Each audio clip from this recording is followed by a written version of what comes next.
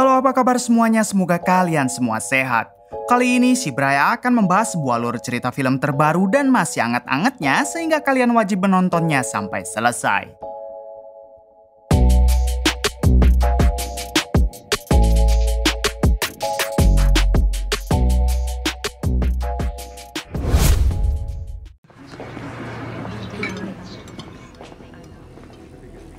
Di awal film memperlihatkan seorang pria tua bernama John Knox yang kala itu sedang makan malam di restoran bersama dengan temannya. Terungkap fakta kalau John dan temannya ini merupakan seorang pembunuh bayaran senior yang terkenal sangat brutal dan tidak pernah gagal saat menjalankan misi. No big deal. Be back tomorrow. Personal. Yeah. Good. I'm gonna go right to the airport from here. Cock. Really? Setelah selesai makan malam, John dan temannya berpisah untuk pulang ke rumahnya masing-masing. Come back.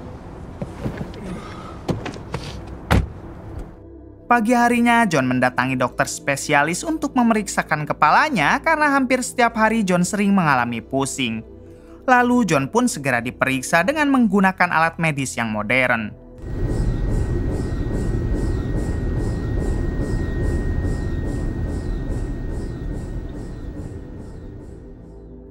Setelah hasilnya keluar, sang dokter menjelaskan kalau John mengidap penyakit demensia, yang mana penyakit tersebut akan membuat penderitanya tiba-tiba pusing dan juga gampang lupa.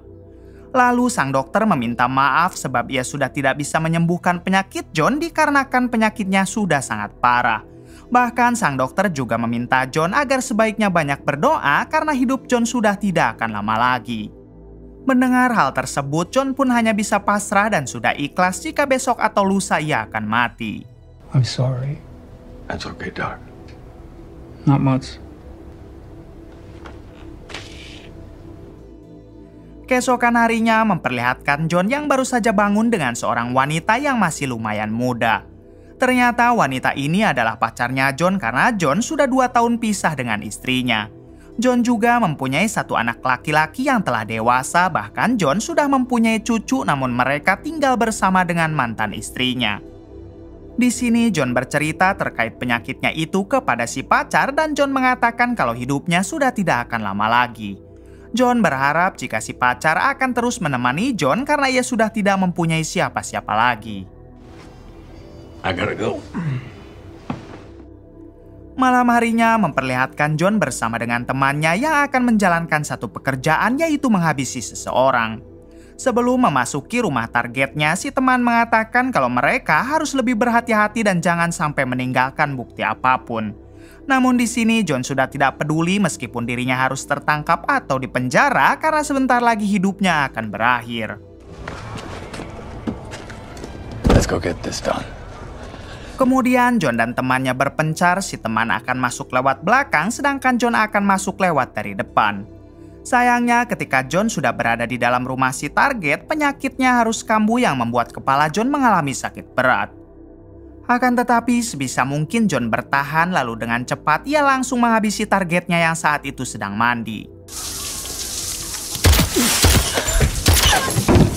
Setelah itu, John mematikan keran air karena suaranya sangat mengganggu kepala John.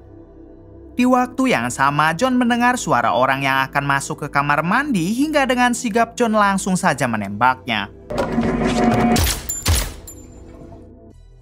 Ternyata orang itu adalah teman John sendiri yang tadi masuk lewat jalan belakang.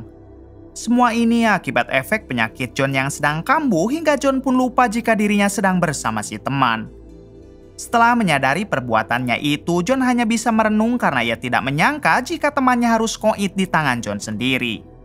Kemudian John mencoba merekayasa TKP agar seolah-olah si target dan temannya saling menghabisi sementara dirinya tidak pernah ada di tempat tersebut.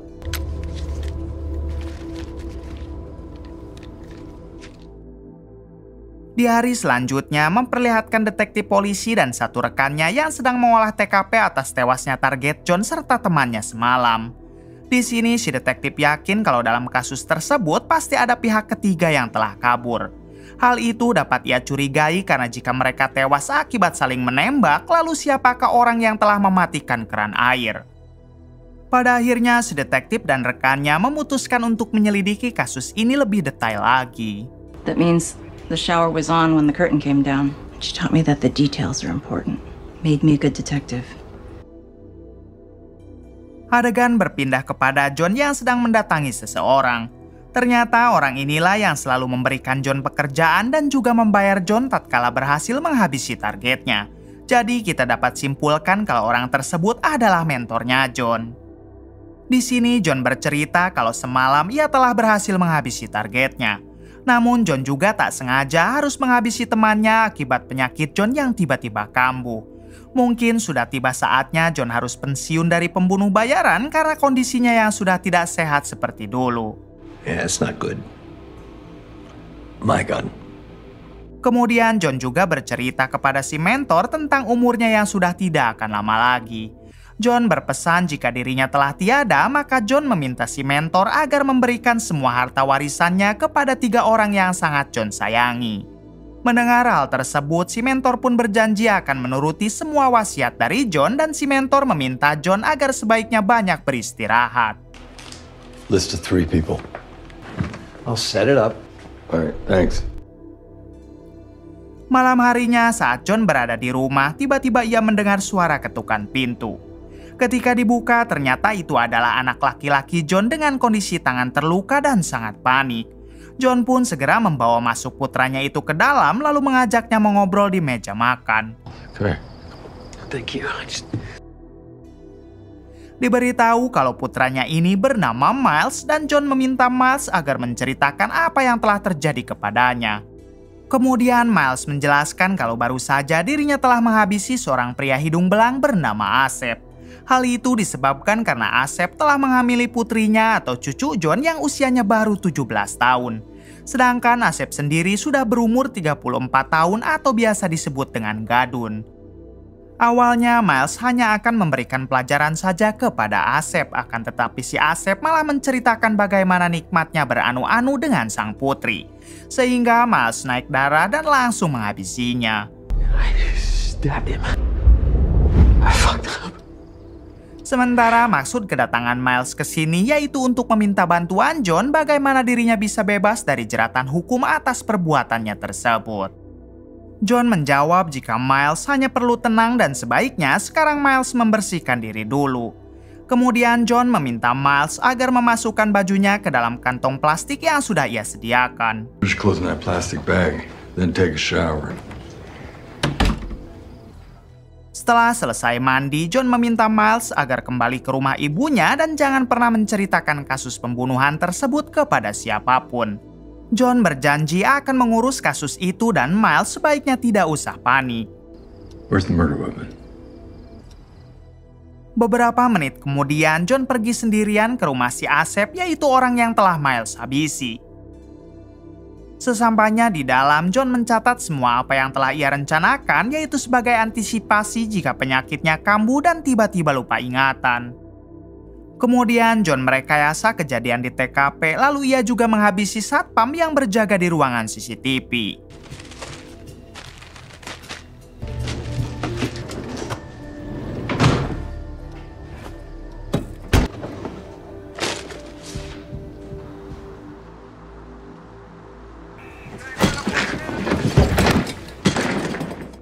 Dengan cepat, John segera memanipulasi rekaman CCTV agar Miles seolah-olah tidak pernah datang ke sana. Setelah dirasa semuanya aman, John bergegas pergi dari rumah si Asep. Keesokan harinya memperlihatkan si detektif polisi yang baru mendapat laporan terkait kasus tewasnya si Asep semalam. Dengan cepat, si detektif dan para anak buahnya segera pergi untuk mengolah TKP di rumah si Asep. Sesampainya di sana, si detektif memeriksa jasad si Asep dan mencari barang bukti lainnya atas pembunuhan tersebut. There's no murder weapon yet. Di sisi lain memperlihatkan John yang mendatangi salah satu rekannya yang bernama Xavier. Diberitahu kalau Xavier ini dulunya adalah mantan pembunuh bayaran sama seperti John. Namun kini ia telah pensiun karena usianya yang sudah tidak muda lagi. Di sini John menceritakan terkait penyakitnya itu kepada Xavier dan John juga menjelaskan jika Miles putranya telah terlibat dalam kasus pembunuhan. John telah mempunyai rencana untuk menyelamatkan Miles dan semua rencana itu telah ia catat di dalam selembar kertas. John meminta tolong kepada Xavier agar setiap hari selalu menghubungi John lalu mengingatkannya terkait rencana John yang akan menyelamatkan Miles putranya. John khawatir jika ingatannya tiba-tiba hilang dan secara otomatis catatan di kertasnya juga tidak akan ia ingat. Mendengar hal tersebut, Xavier pun berjanji akan mengingatkan John setiap harinya melalui panggilan telepon. I know. This plan is precision work, man. Sore harinya, terlihat John yang sedang mengotori baju putih Miles dengan darah palsu lalu ia masukkan ke dalam kantong plastik. Tak lama datanglah pacar John karena mereka memang sudah beberapa hari ini tidak bertemu. Akan tetapi John yang sedang sibuk mengurus rencana untuk menyelamatkan Miles, ia pun tidak terlalu menanggapi si pacar. Di sini si pacar tak sengaja menemukan lukisan mahal dan bertanya apakah lukisan ini asli. John menjawab jika lukisan itu memanglah asli dan harganya bisa mencapai $1 juta. Tak lama lagi John akan menjual lukisan tersebut lalu uangnya akan ia bagikan secara rata kepada orang yang John sayangi. Kemudian John meminta agar sebaiknya si pacar pulang saja dan kembali lagi besok karena sekarang ia sedang sangat sibuk.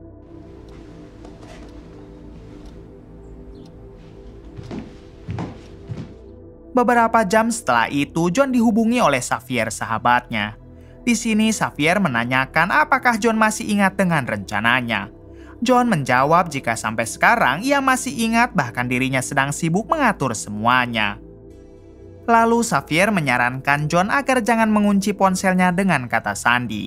Karena jika penyakitnya kambuh dan ponselnya dalam keadaan terkunci, maka semuanya akan repot. Okay. Setelah itu, John menyimpan sidik jari palsu di pisau yang dipakai oleh Miles ketika menghabisi si Asep. John juga telah memanipulasi barang bukti lainnya lalu ia masukkan ke dalam sebuah kantong plastik.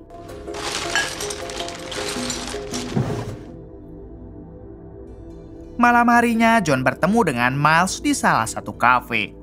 Di sini John mengatakan jika cepat atau lambat Miles akan diinterogasi oleh polisi karena si Asep yang ia habisi mempunyai hubungan dengan putri Miles atau cucunya John.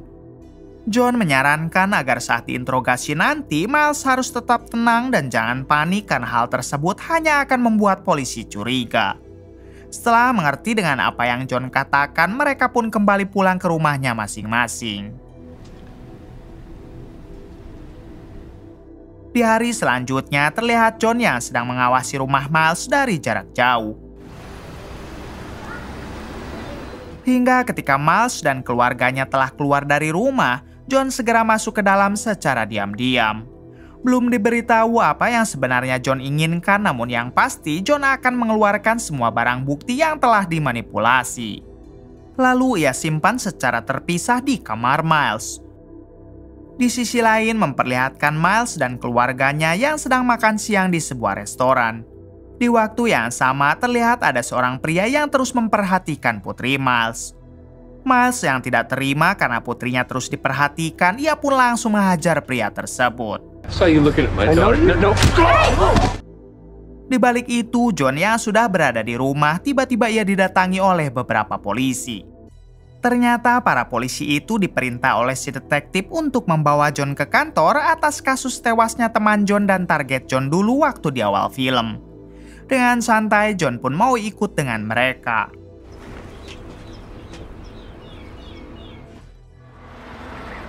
Setibanya di kantor polisi, si detektif menjelaskan kalau dalam rekaman CCTV, ia menemukan John yang sedang berada di halaman rumah targetnya dulu. Hingga si detektif mencurigai kalau John adalah orang ketiga atas kasus kematian dua orang pria yang saling menembak. Dengan santai, John menjawab jika mungkin saja waktu itu ia hanya kebetulan sedang lewat. John juga mempertanyakan apakah si detektif mempunyai bukti yang lebih kuat atas tuduhannya itu. Alhasil si detektif tidak bisa menjawab dan John pun kembali dilepaskan. Schrodinger's murderer. Sure, what now?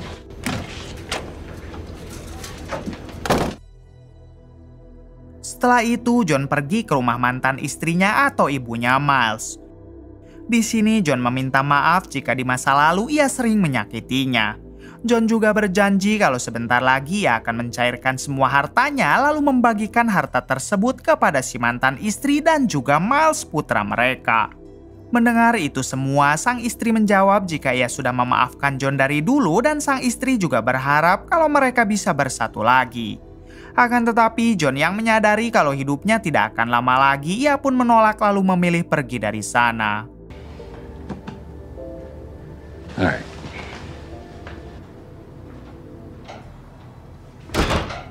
Sore harinya saat John sudah berada di rumah, ia kembali didatangi oleh pacarnya.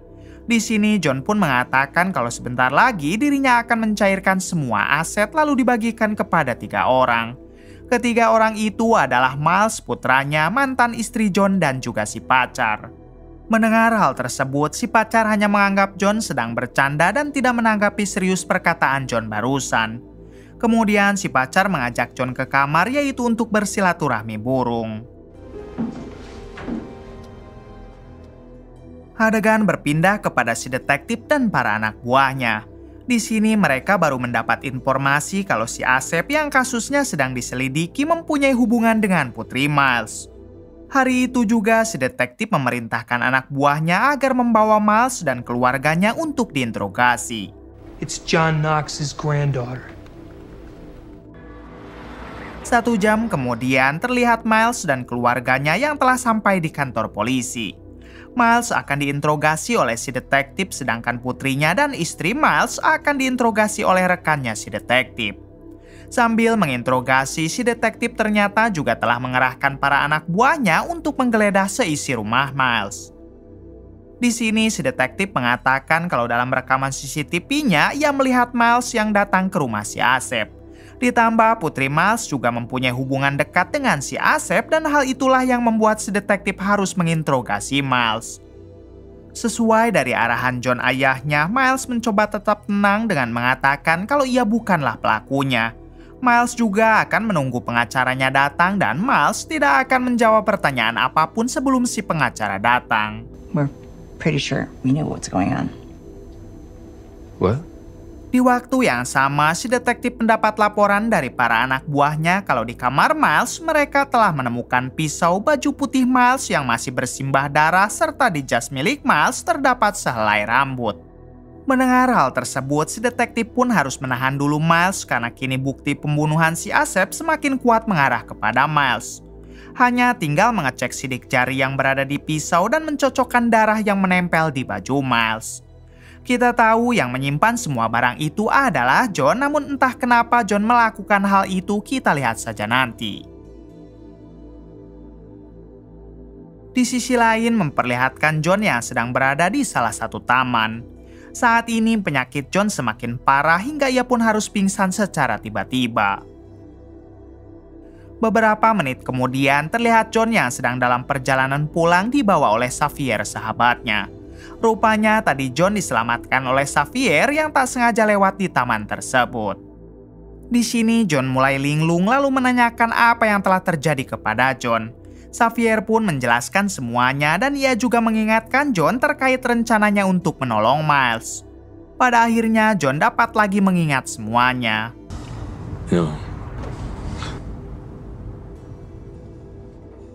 Setibanya di rumah, John meminta Xavier untuk menunggu di mobil sementara dirinya akan masuk ke rumah untuk mengambil berlian dan lukisan mahalnya saja. Namun ketika masuk ke dalam, tiba-tiba John ditodong oleh beberapa perampok. Rupanya para perampok tersebut adalah suruhannya si pacar yang menginginkan semua harta John. Akan tetapi dengan santai inilah yang dilakukan John.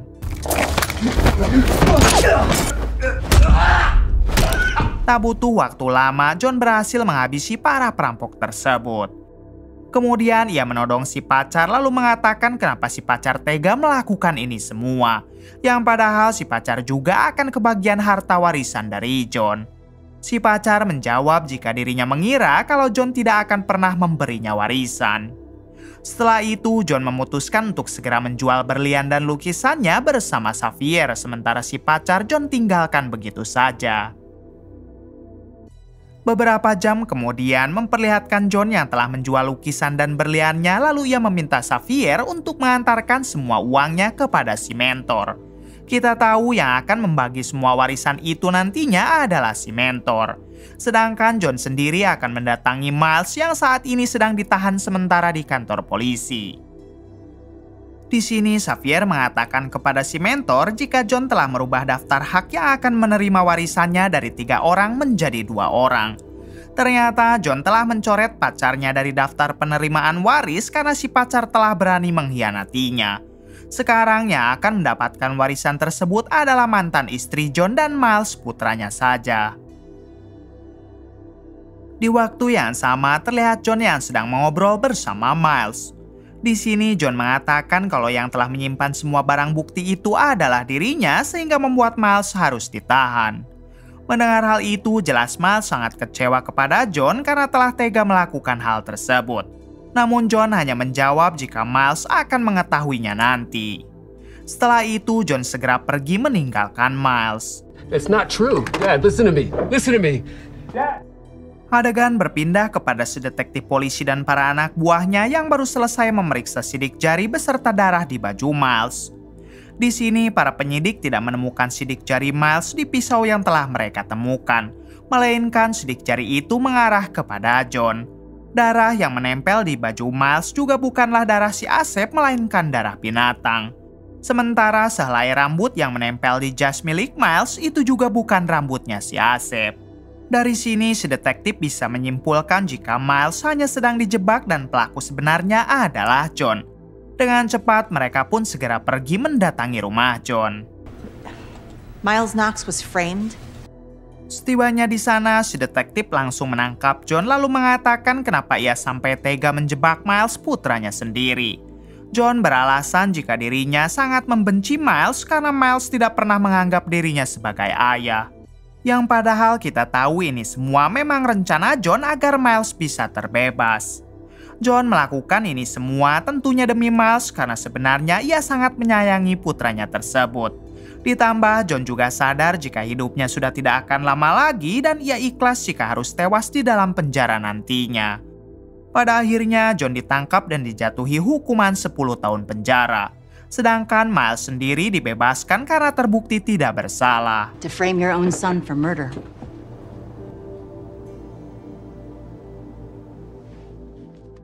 Satu minggu kemudian memperlihatkan Miles yang sedang menjenguk ayahnya di penjara.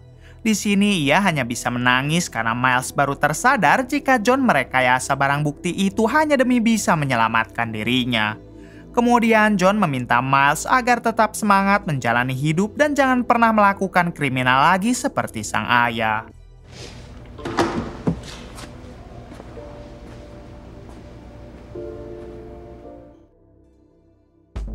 1 bulan kemudian, kini John telah tewas di dalam penjara dan secara otomatis semua warisannya langsung dibagikan kepada si mantan istri dan juga Miles putranya. Mereka pun bahagia bercampur sedih karena mengingat John telah tiada, namun warisannya begitu sangat lumayan. Apalagi sekarang Miles bisa membeli NMAX dan juga Brio. Tamat. Bagaimana menurut kalian? Oke, terima kasih yang sudah menonton sampai akhir. Mohon maaf bila banyak kesalahan. Salam dari Prime Movie.